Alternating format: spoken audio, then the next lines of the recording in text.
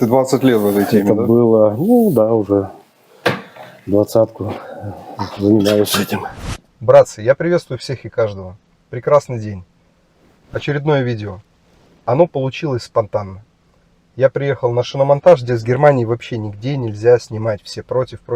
Владелец шиномонтажа Евгений, который занимается этим больше 20 лет, на мое удивление, согласился дать интервью. Я повесил ему петличку и задал ряд вопросов, которые интересуют меня и также интересовали вас. А у Евгения это дебют вообще на ютубе. Он первый раз участвовал в съемках, поэтому поддержите лайков, напишите комментарий. Все ваши приветы я обязательно ему передам. Мне это место очень понравилось. Если вы захотите сделать хороший, качественный шиномонтаж, адрес будет в описании, координаты. Записывайтесь к Евгению.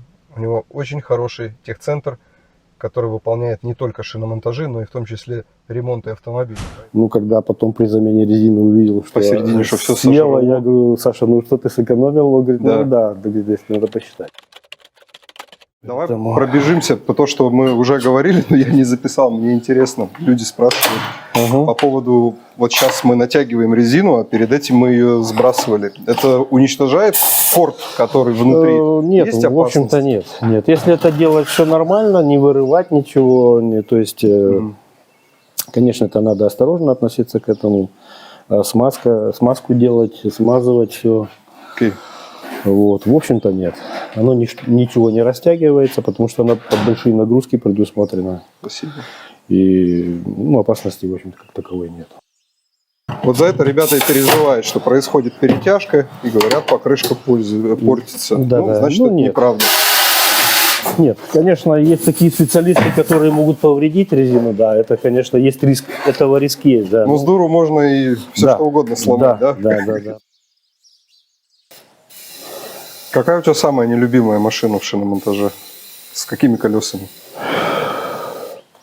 Что лучше взять выходной, когда ты... Нет, вообще на самом деле есть, это где-то резина где-то 19, 20, 21, но низкопрофильная. Но это не только моя, это вообще в тяжелой очень. Монтировать, если она еще не самый тяжелый вариант, это если она Rennflat и низкопрофильная, то есть там, конечно... естественно, очень это стоит сложно. дороже, да, все эти мучения? Ну да, это стоит, да, Rennflat, да, стоит, соответственно, там на 5 евро дороже каждое колесо, потому что там по времени, да. Я думаю, больше. Ну, у нас это, да, у нас. Потому что там инвестируешь время, и мучиться мы делаем даже это с Ниной вдвоем, с супругой, потому что там одному очень сложно. Ну, чтобы не повредить, конечно, опять же, можно это сделать быстро, но дурное дело не хитрое, да, скажем так. Как ты относишься к ремонту колеса жгутами? Бытует мнение, расшифрую сначала, бытует мнение, что вот я сделал видео, да, залечил одно колесо свое летнее жгутом, и мне сказали: ой, это временно, это плохо, чувак, это прошлый век.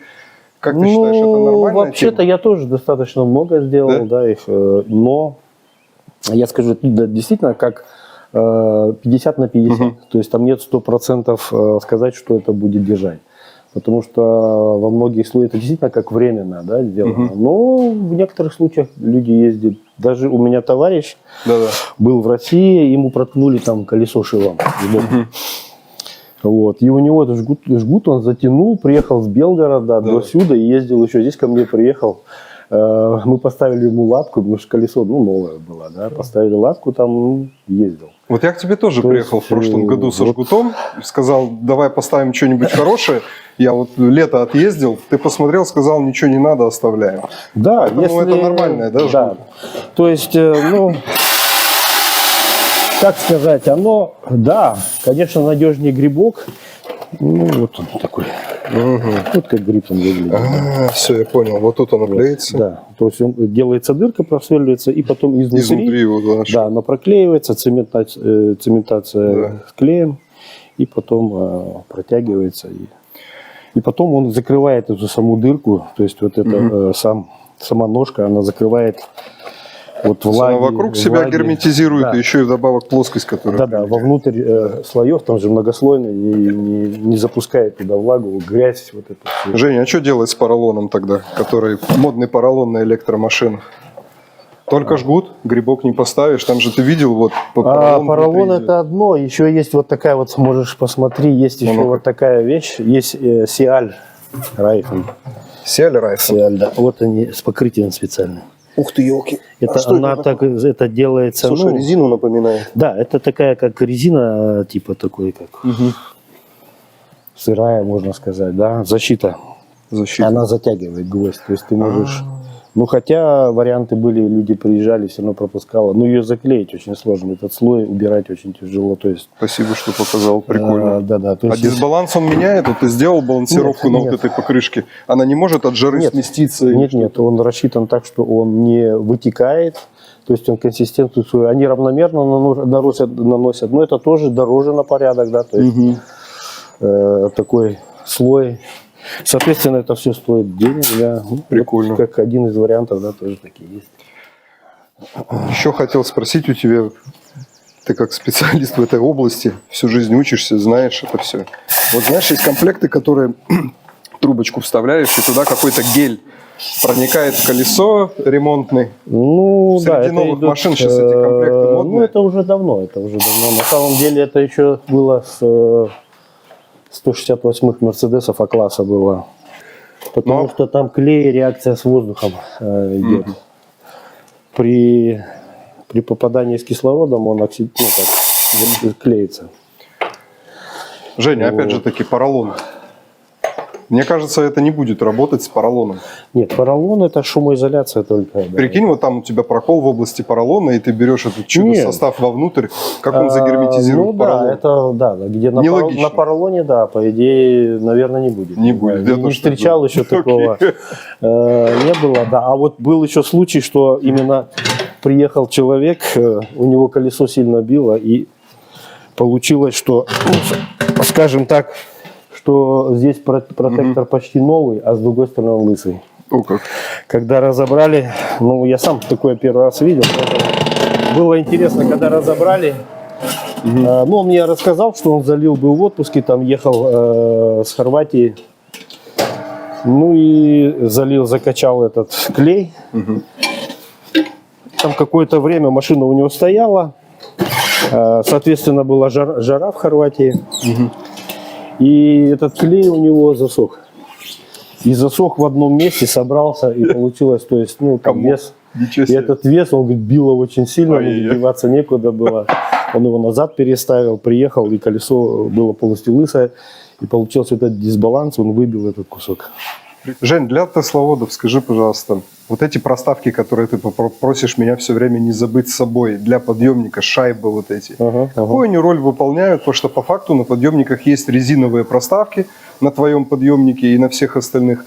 Для чего это нужно здесь, по крайней мере, на твоем сервисе, либо вообще там в целом? Ну, вообще это в целях, как это помогает? Чтобы пороги остались целыми, не промяло ничего. То есть, ну, в целях. Ну, твоя, казалось бы, вот эта шайба, она имеет больший диаметр, и резинка, казалось бы, площадь, не такое пятно контакта. Почему все-таки все требуют эти штуки, интересно? Ну, она предназначена, я знаю, что, как говорится, ну, я общался с людьми, они сказали, что желательно использовать эти, потому что у Теслы есть.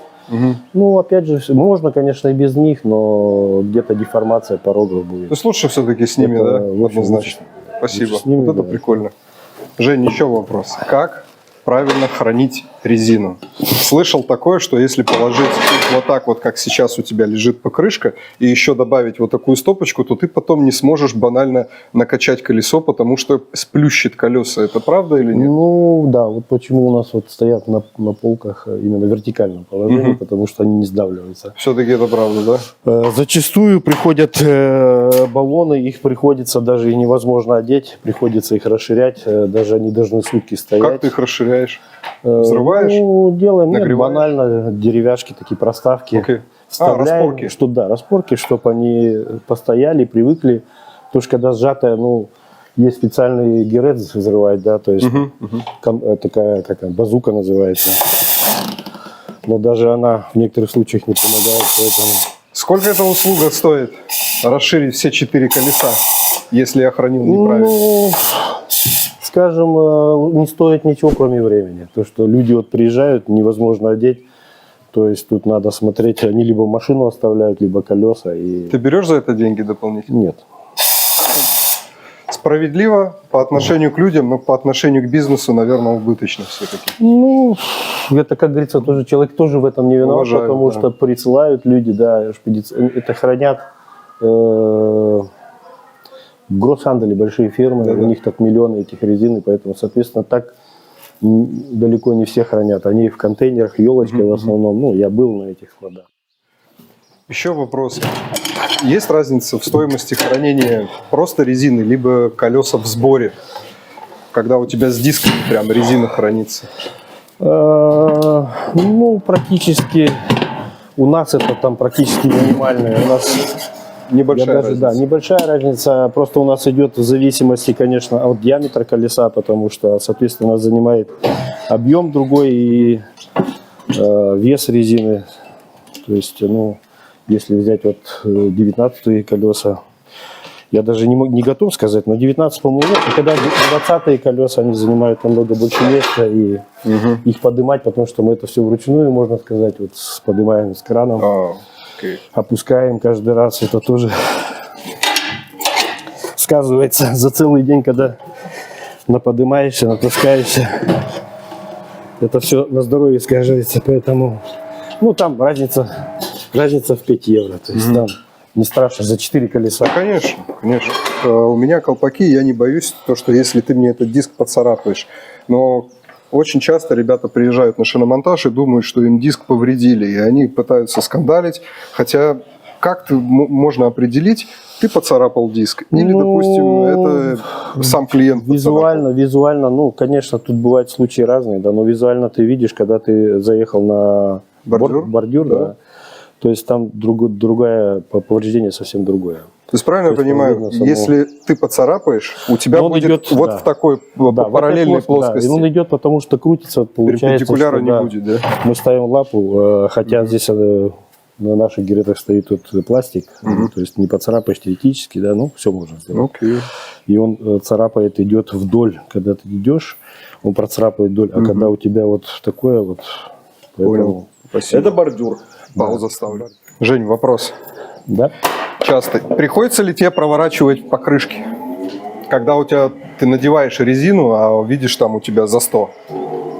Слева или справа. Есть же вот эти наклейки, точки, рекомендованные места. Да. Не, ну, я стараюсь выставлять по точкам, да. Ну, я честно скажу, что я не делаю. Я не проворачиваю, это не делаю. Да. То есть, ну, а что ты, сотку навесишь? Ну, последнее время такого, чтобы 100. Нет такого. По идее, если от 100 грамм ты новую резину надеваешь, ну, то это ты можешь ее рекламировать. Рекламировать, да. То есть даже проворачивать не надо.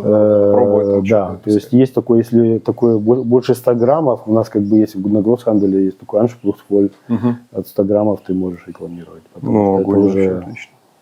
Ну, это очень крайне редко такое. Точно. Крайне редко, да. Ну, конечно, это есть такое есть, что...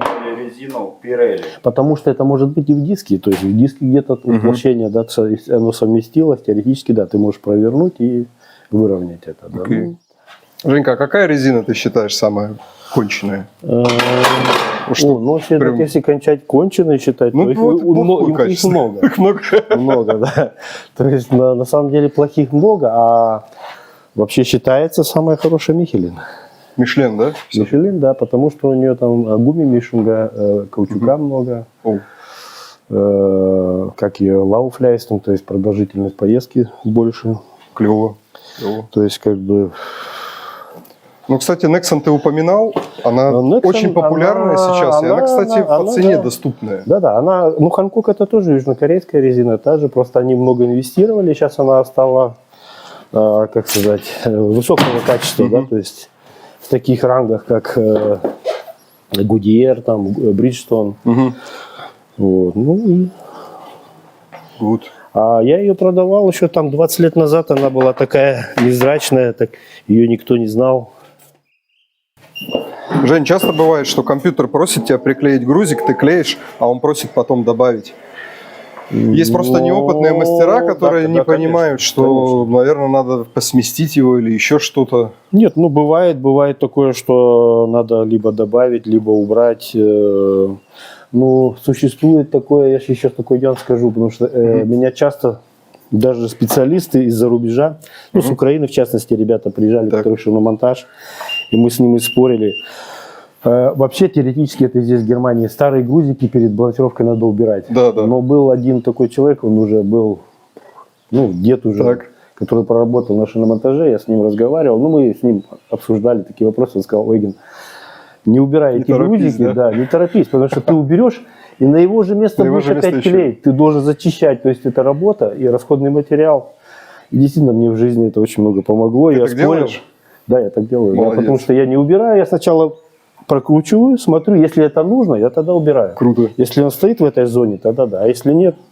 То есть сейчас у меня грузики мои старые висят, ты крутанул, ты увидел 0,20. Да, то есть 20 грамм, ну вот он стоит в такой зоне спорной, скажем вот так вот, где-то 45 градусов в обе стороны, он стоит как раз за чертой этого. То есть, вот у тебя черта, и компьютер говорит, вот сюда надо наклеить. Да, то есть я наверх сейчас должен. Да. А у меня грузик висит вон там. Да, он, вот скажем так, да. Ну, я в таком случае не трогаю. То есть, если бы было бы больше, возможно, его там, тем более это больше 45 градусов, ты бы тогда его демонтировал. Да, да. А так я оставляю тут 20 грамм. Давай проверим. Сейчас как на зло на видео начнется ебота. Сейчас посмотрим. Какой ты совет клиентам дашь? Мешать мастеру во время работы или нет? Ну, вообще... Чтобы получить максимальное качество.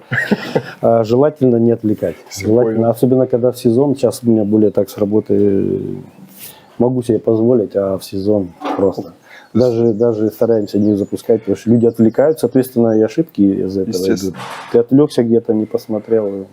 Вот, ребят, учитесь. Получается, чтобы получить максимальное качество, не нужно смотреть под руку, не мешайте просто работать. Многие даже мастера не хотят, чтобы смотреть. У меня работал человек, когда человек пришел, смотрел, как он шлифовал, он говорит: Женя, убери, говорит, я не могу работать, когда на меня смотрят. Но это уже чисто тогда. Я тебя понял. В следующий раз я обещаю тебе не мешать. Ко мне это, конечно, не относится. Но... Ну, когда в сезон, да, я тоже стараюсь, говорю, не мешать, потому что у меня очень много работы, и там каждая минута... Вот за то, что я сейчас говорил, меня бы, наверное, Нина уже... Да, естественно. Ну да, было даже такое, что у меня в один день, ну это так как просто к слову, в один день о китайской резине. В один день я бортировал китайскую, самую дешевую резину, там клиент привез, я даже не могу сказать, какая марка. И после этого я делал Михелин. Так вот на Михелине я больше грузиков навешал, чем на этой резине. Вот так. И, кстати, она сидела... Показатель даже, наверное, не в этом, но это мое чисто сугубо мнение. Там, конечно, очень много критериев, нет, а один из них, то есть, когда резина очень сидит хорошо, она не скачет. У нее как хёншлаг, по-немецки говорится, да? Это очень важно. Когда у тебя резина сама скачет, то есть диск нормальный, я имею в виду, что это диск... хох-баланс вот этот, когда она у тебя вверх прыгает, да? Да. Окей. Ты ее не уберешь. Это уже с завода идет. Это ты никуда не уберешь. Либо, если есть какие-то допустимые нормы, там, скажем, по миллиметрам, ты можешь рекламировать. Это часто бывает, когда она сильно, новую резину ты ставишь, и мы это делаем. Жень, два последних вопроса. Так. Ты сейчас намазал центральную ступицу, да, чтобы не прикипал диск. Да, да. Скажи, пожалуйста, сами шпильки нужно смазывать или нет? Колесные. Ну, это такой вопрос. Как сказать, в общем-то, шпильки желательно смазывать. Желательно. Да? Я слышал даже такое бытует мнение, что откручиваются, когда смазаны. Ну, из моего опыта я часто смазываю, особенно шпильки, потому что они ржавеют зимой. Поэтому желательно промазывать, да. Если ты затянешь, как динамометрическим ключом, все, поэтому... Ну, вот это был и второй вопрос. Да. Динамометрический ключ. Кто переобувается дома? Да. Кто переобувается дома? То есть почему это важно? Почему? Если ты своими словами можешь, пожалуйста, объяснить? Ну... Многие взяли, ключ поставили, подпрыгнули на нем, затянулось колесо. Ну, это такой вот как раз фактор, потом ты его не открутишь, когда ты поедешь, потом получается, что шпильки обрываются, особенно на шпильках это очень важно. Да. На 21 здесь А как раз вот сейчас о чем мы говорим, да, что не закручивать. Подтягивается. Да, просто его он подтягивает, но он не загибает, не закручивает. Не с небольшим усилием. Да, надо именно.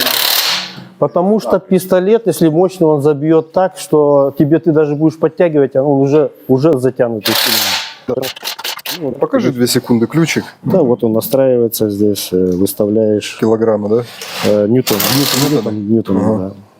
Окей, спасибо. Вот и кому выставить.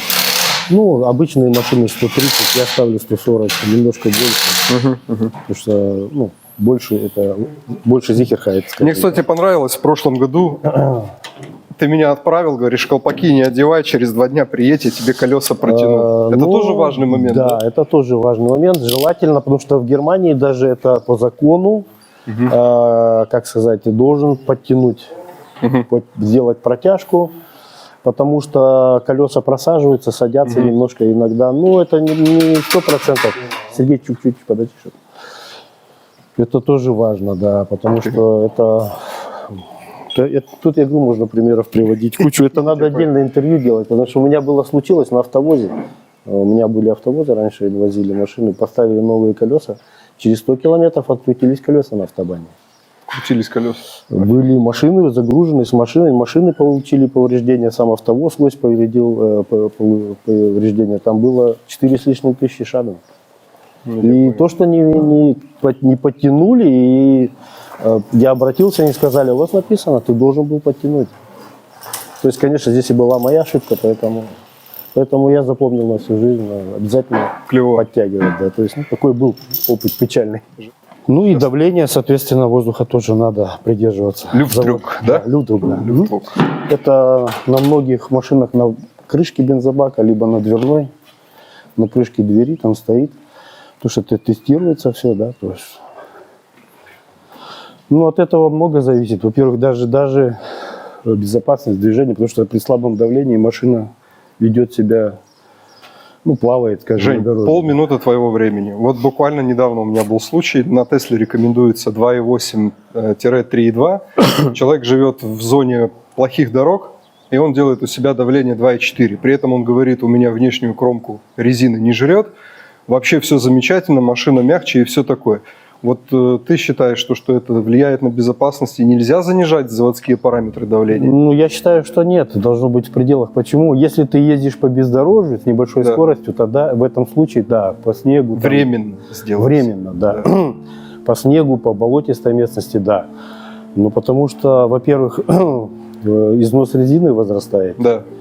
Во-вторых, машина ведет себя нестабильно, да, то есть это тоже аварийность снижает. Расход бензина увеличивается, то есть одни минусы. Да. Одни минусы. Поэтому лучше как бы потрястись. Ну, единственное, наверное, что комфорт повышается, но это ненадолго, если это все сложить, это все перевесит. Подвеска, она не будет долго принимать эти да, моменты. Если, соответственно, если ты даже больше будешь делать давление, то у тебя будет резину сжирать снутри.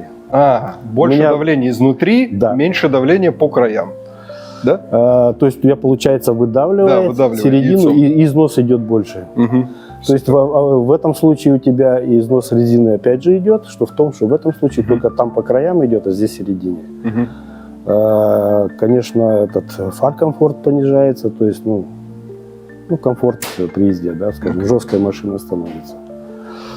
Здесь, наверное, выигрываешь то, что бензина меньше жрет, но у меня был такой клиент, который прочитал и начинал больше качать.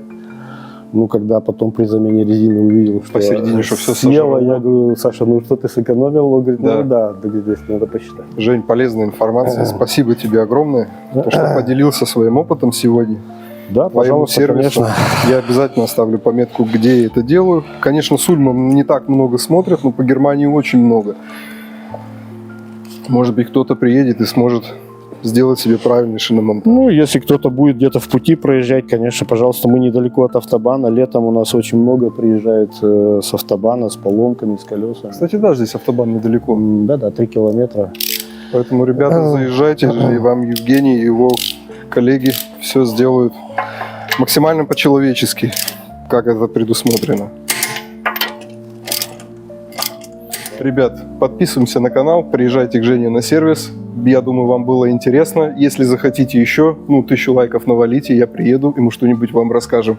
И Жене что-нибудь купим. Пока-пока. До свидания.